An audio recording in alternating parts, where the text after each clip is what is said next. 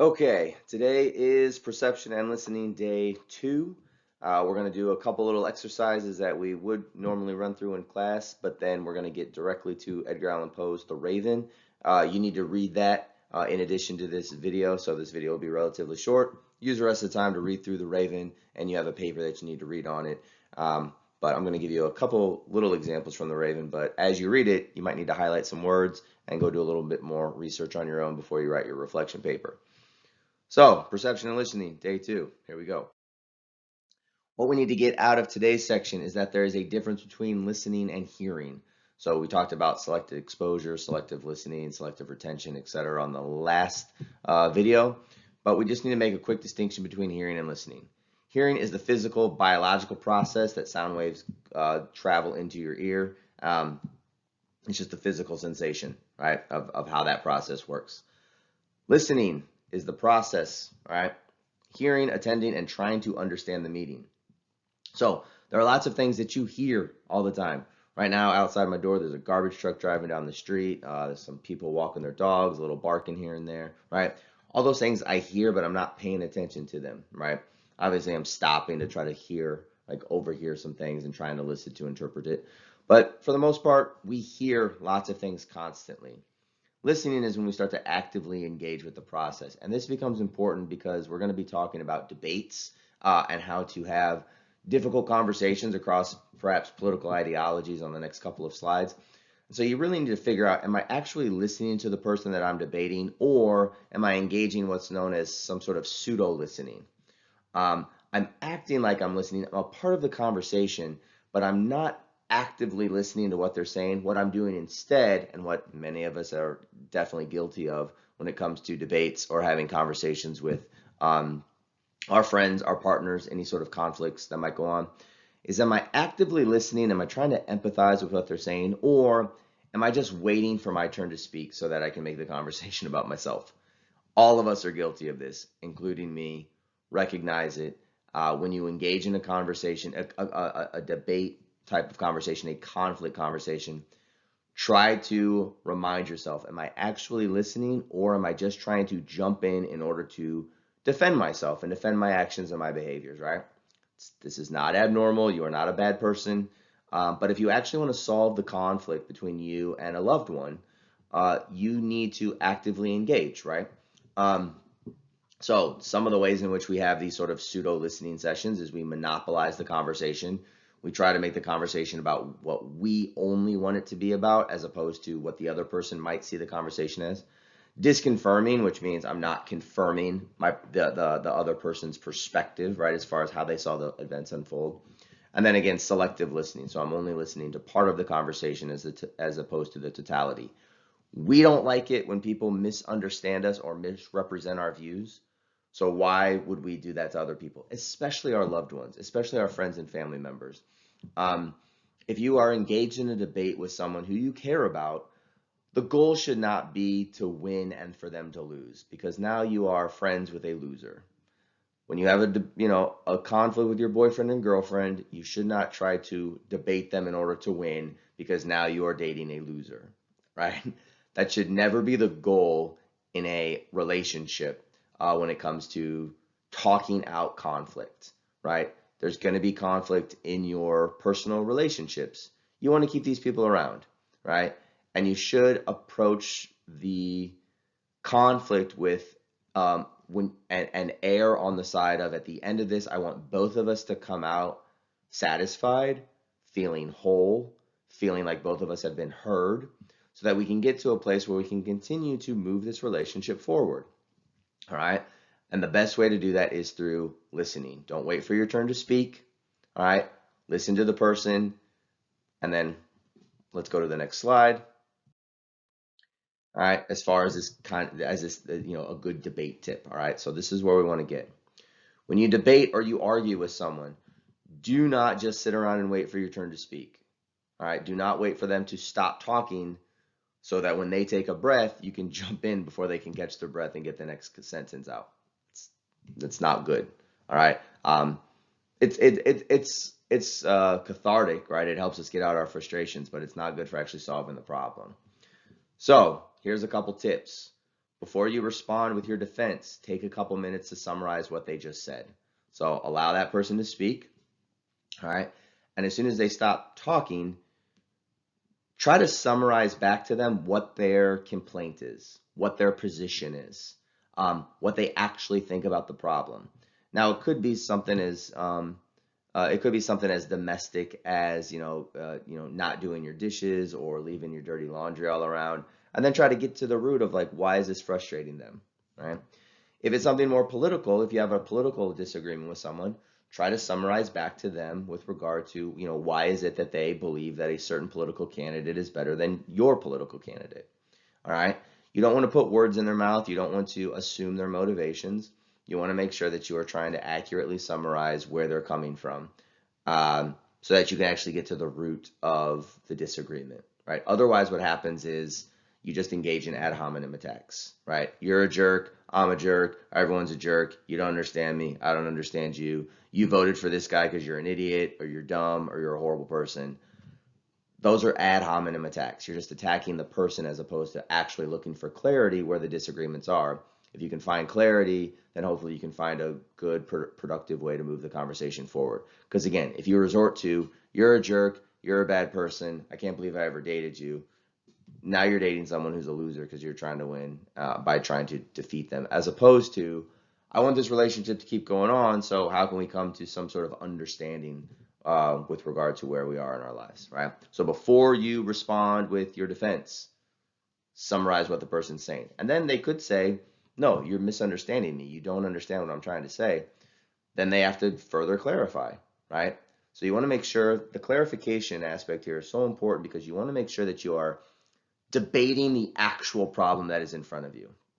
Otherwise, what happens is you're having an argument with your partner, right, or your friend, and you all are debating two different issues because you don't have a clear understanding as to what it is that they are hung up on, right, or vice versa.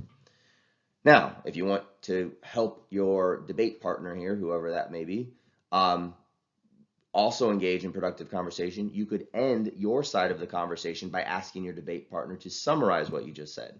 So, do you understand what I'm saying? If you understand what I'm saying, could you, I just ranted for 10 minutes. Can you repeat it back to me? Can you tell me what the problem is, right? Because again, this whole exercise in debating someone is trying to get to, before you can find a solution, you and your friend have a scuffle. Before you can find a solution, you both have to have a clear understanding of what the problem is. And if you don't have a clear understanding of what the problem is, you can keep throwing out lots and lots of solutions and none of them are going to work. All right? So make sure that you are summarizing your opponent's argument, your friend's argument, your partner's argument, before you just jump in with your defense of yourself. Okay? The goal in most debates should be clarity, right? You don't have to, all right? You don't have to make every debate into this win-lose situation. You don't have to go into a debate saying, I have strong political beliefs, you have strong political beliefs, and we're just going to sit here and argue with each other, and one of us is going to change their mind. That's not going to happen, right? You're not going to change somebody's political mind with 1 hour long argument over, Trump versus Biden. It's not going to happen, all right? So goals in argument should first and foremost be clarity. Again, this goes back to summarize your opponent's argument. Have them summarize your argument, right? Because if you go in just trying to win, you could be manipulative, you could bludgeon them with a hammer, right? Metaphorically, of course. And that's not going to happen, okay? People are adults. They have pretty well entrenched religious, political beliefs, beliefs about how romantic relationships should unfold, beliefs about what friendships are, right? So instead of going into debate saying, we're going to solve this in an hour and I'm going to convince you to come over to my side, forget about that, right? Because it's not going to happen, number one. And number two, before you can even get to that step of changing someone's mind, you have to make sure that both parties are clear with regard to what the opposition thinks. So the goal for a debate should always be clarity, right?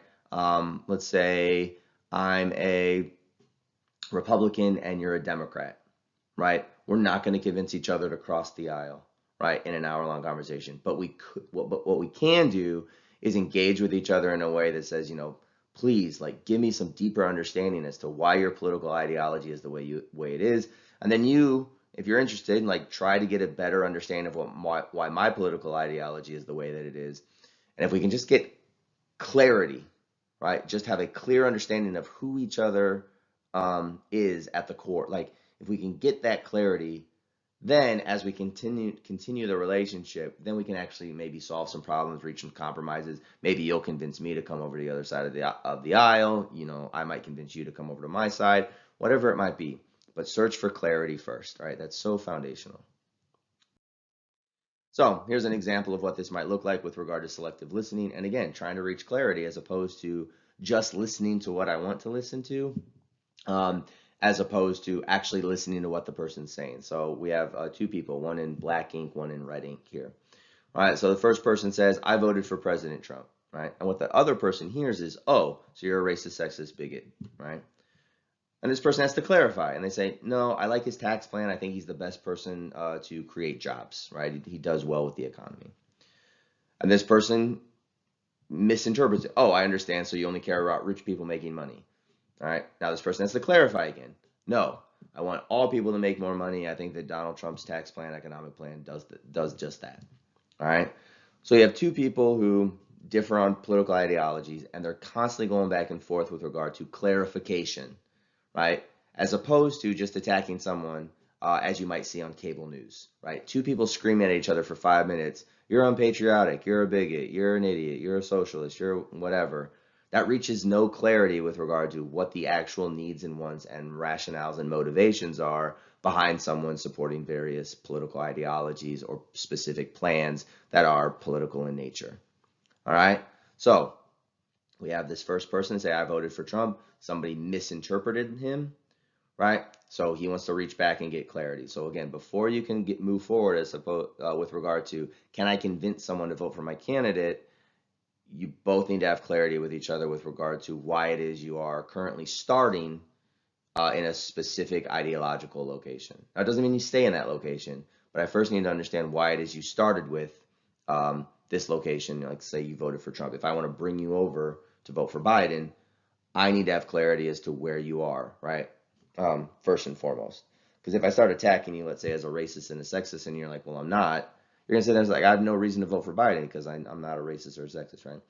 But if you're like, oh, your thing is about tax plan, okay, now we have to do the tax plan argument. Like, let's talk about the economic issues of Biden versus Trump. And if that's what you're concerned about, then like that's what I got to argue as far as clarifying questions in the long term. Okay, another quick example of this. Let's say again we have a person in black ink, a person in red ink. Someone says, women earn less money than men. All right, and then someone responds, okay, I realize that, but I think that men and women just want different things out of their careers and family lives. So women are willing to work less hours at less demanding jobs, so they're going to make less money. And the person in the black ink says, oh, so you think it's okay for women to be discriminated against and make less money than men? All right, so this is a clarifying question. No, I think that men are more likely to be engineers, work 60 hours a week. Women are more likely to work jobs that give them flexibility so they can be with their children.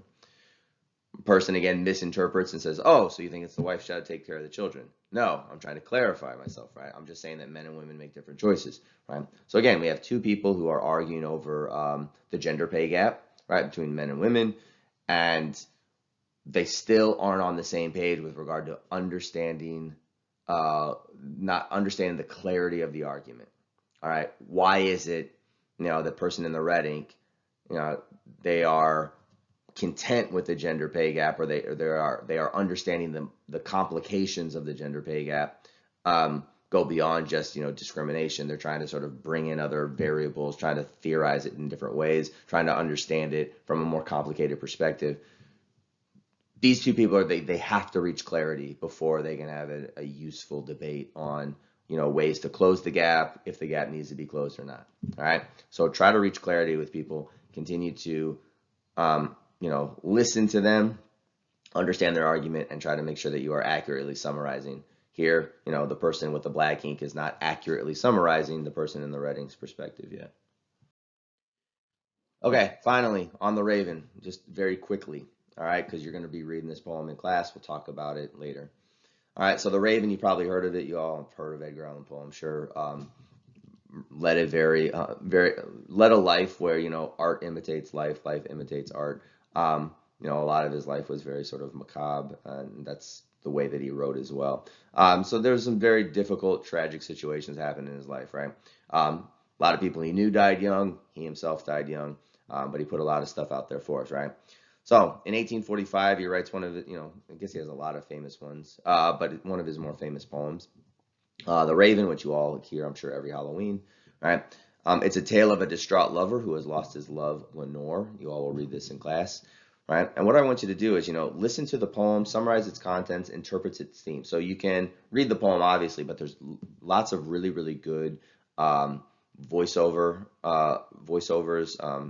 Yeah, people reciting this poem on YouTube. So you can just go ahead and click YouTube. Make sure you get the entire poem. Some of the poems are abridged, so they're cut short, or certain verses are cut out. Make sure you find one that has the entire poem. So maybe pull up the text of the poem on one side of your computer, and then listen to it and follow along with the text. All right. And the big thing for sort of like listening, interpreting, having a good, like your perspective of any sort of artwork is this, right? You will enjoy art more if you understand the context and the symbolism. So some people read the poem and they get caught on some of these difficult words or foreign words, antiquated words, and they kind of skip over them when really those words are extremely important to understanding and enjoying, all right, the poem, right? Or you look at a painting, if you don't understand the context of the painting or what the images or why the artist chose certain images or colors, you might miss large portions of sort of appreciating that painting. All right. So within this poem, we have words like palace, and you're like, who's palace? Like, why is this important?